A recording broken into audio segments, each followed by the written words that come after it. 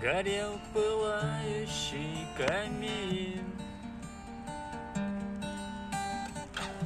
Судили парня молодого, он сам собою был красив, но в жизни сделал много злого. Усудить слово он просил, и судить слово ему дали. Когда он начал свой рассказ, все в зале тихо замолчали. Когда мне было 10 лет,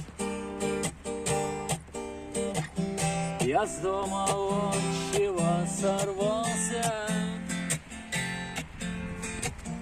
Я научился пить, курить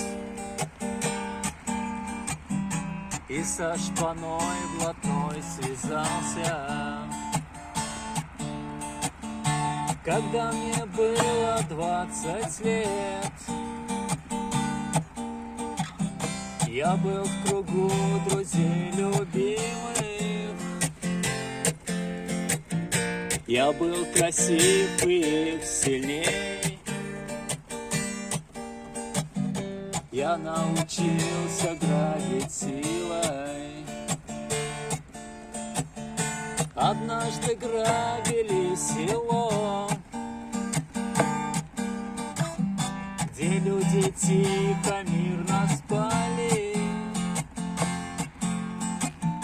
Мы убивали всех подряд, и даже свет не зажигали. Я вновь и вновь махал ножом, и вдруг свое услышал имя. Я спички взял, огонь зажег. Посуди, что я там увидел. У тела мертвого отца с ножом в груди там мать стояла, а 6-летняя сестра